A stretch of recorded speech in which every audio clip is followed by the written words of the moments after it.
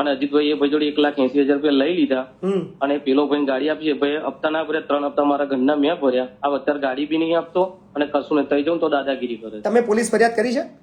હા સાહેબ કરેલી છે, ખંભાત બી કરી છે અને બોરસદ બી કરેલી. કોઈ પોલીસે એક્શન લીધી? ના સાહેબ કોઈ નહીં. મતલબ મને એ નવાઈ લાગે છે કે જ્યારે કોઈ પણ નાગરિક એની રજૂઆત લઈને પોલીસ સ્ટેશન જાય છે અને કેટલા દિવસ છે તમારી રજૂઆત કરે? હવે આમાં પહેલું તો ફરિયાદ તમારા પર દાખલ થાય અજીતભાઈ, બરાબર? તમારા પર પહેલા ફરિયાદ દાખલ થાય, બરોબર છે. શું કરશો તમે? હાજી.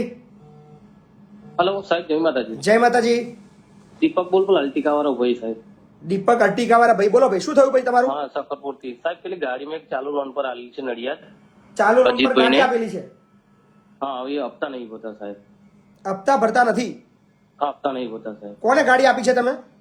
અજીતભાઈ આલી હતી અને અજીતભાઈ મને એવું કહ્યું હતું કે હું 15 થી 2-3 મહિનામાં નામે કરાવી દઈશ, પછી નામે કરાવીને લોન ટ્રાન્સપોર્ટ કરાવીને પછી એમની વસ્તુ મને અપાડવાઈ મોન્ટુભાઈ ને. મોન્ટુભાઈ લઈને સીધી ગાડી સાહેબ ગીરી મૂકી દીધી છે. હપ્તા બી નહીં ભરતા અને કશું નહીં. મારી પર 138 થઈ છે સાહેબ. મોન્ટુભાઈ પાસે ગાડી છે તમારી? હા, અજીતભાઈ હે ને મારી જો નોટરી કરાવડાય ને એમને ગાડી અપાવી કે હું 3 મહિનામાં નોમે કરાવી દઈશ. હવે ફોન નહીં પડતા, કશું જ નહીં સાહેબ. તમે નોટરી કોની સાથે કરી છે? અજીતભાઈ સાથે કે મોન્ટુભાઈ સાથે?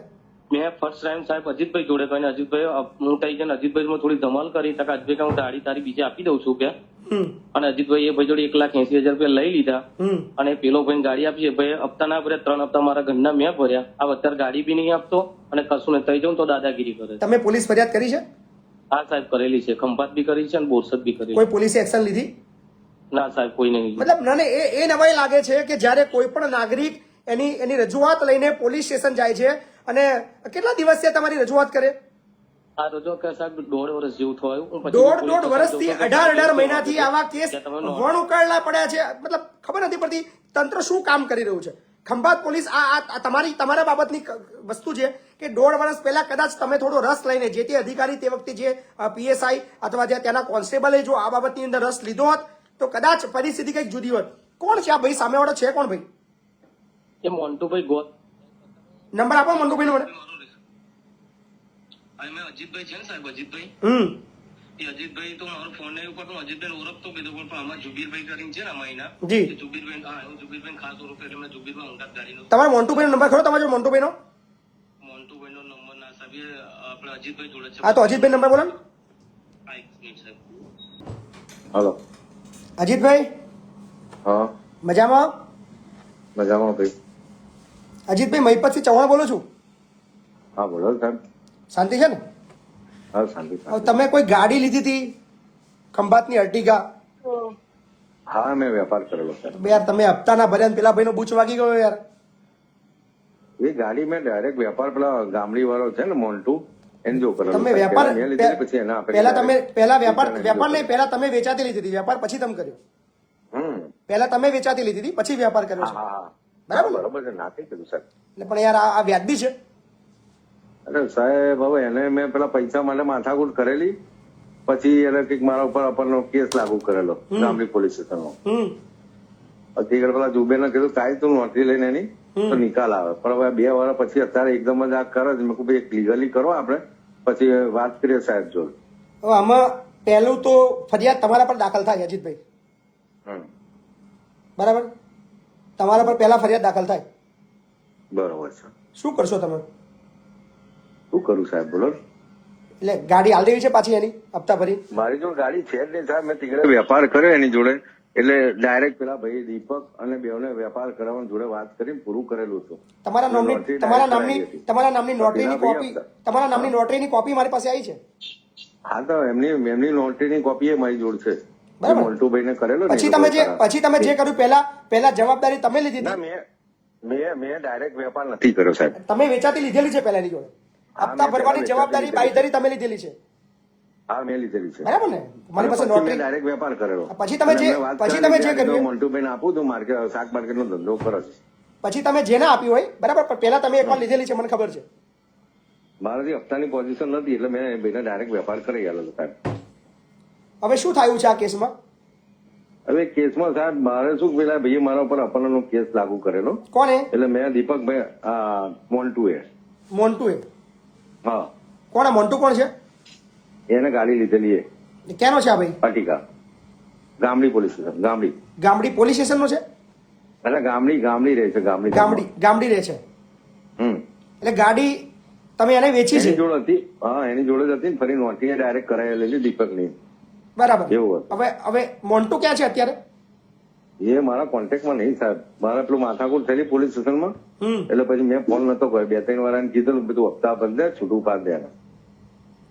પણ મારા ઉપર અવરો ગુનો લાગુ કરાયેલો એટલે પછી હું માથાકૂટ હેન્ડલ નતો કરતો બહુ. પણ હવે અત્યારે આ દીપકભાઈ હેરાન થઈ રહ્યા છે, તમારે છૂટું પાડવું છે? મેં દીપકભાઈને એ જ કીધું કે તમે વકીલ લોકી નીકળી એના ઉપર નોટિસ લખાવો તો એનો નિકાલ આવશે. આ શું આ મારા ઉપર અવરો ગુનો લાગુ પડે ફરી પાસે મારે કઈક માથાકૂટમાં કરવાની જો. શેના માટે અવરો ગુનો તમારા પર શેના માટે લાગુ પડે?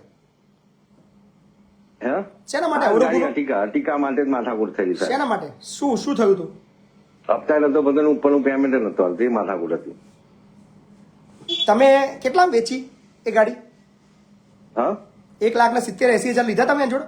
અરે મેં 1,70,000 લઈ લાખ તો મેં ભર્યો ફરી. ના તમે લીધા હતા ખરા મોન્ટુ જોડે? 70,000 મોન્ટુ એ કશું નહીં આલ્યું સાહેબ મારા. બરાબર. મોન્ટુએ કશું નહીં આપ્યું. 50 ને 70,000 રૂપિયા જ આલેલા હતા.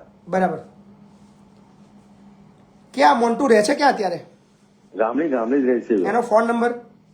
ના નહીં સાહેબ મારો નીકળ્યો ફોન બદલ્યો ને એમાં પડી ગયેલો. કશો વાંધો નહીં, કોઈ ચિંતા નહીં, આપણે શોધી કાઢીશું મોન્ટુભાઈને. બરાબર ને? કોઈ ચિંતા નહીં. અજીતભાઈ આશા રાખું છું કે આ બાબતની અંદર જયારે બી તમારી જરૂર પડે તમે રૂબરૂ આવશો. 100% સાહેબ. બરાબર ને?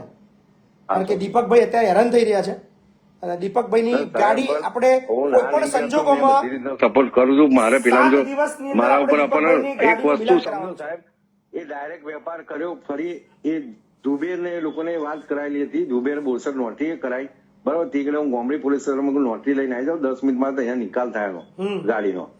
પછી લોકો આયા નતા. અત્યારે ગાડી એની છે ક્યાં? કોઈ આઈડિયા ખરો? મને આઈડિયા નથી સાહેબ. મારે અપહરણનો ગુનો લાગુ પડે પછી મેં માથાકૂટ ઓછી કરી દીધેલી. તો ટેલિફોનિક લાઈન આપણે અત્યારે બંધ કરીએ છીએ અને થોડી મારે વાત કરવી છે બાપુ બોલેગા એપિસોડ નંબર 42. આજે ખાસ આપણે માર્ગ અને મકાન વિભાગ માટે, રોડ રસ્તાની બાબતો માટે અને સાથે જ જેટલી બી બીજી જે ફોન્સ લાગી રહ્યા હતા, સામાજિક પ્રશ્નો હોય કે બીજી ગાડીની મેટર્સ હોય, બધી બાબતમાં આપણે વાયરલ કરી રહ્યા છીએ અને આશા રાખું છું કે બધા વિડીયો કટ કરીને જે તે લોકો સુધી પહોંચાડજો. કારણ કે લોકોની હવા કાઢવી બહુ જરૂરી છે. ખોટા લોકો સુધી આપણી વાતચીત પહોંચાડવી જરૂરી છે. અધિકારીઓ સુધી આપણી વાતચીત પહોંચાડવી જરૂરી છે. નેતાઓ સુધી આપણી વાતચીત પહોંચાડવી બહુ જરૂરી છે.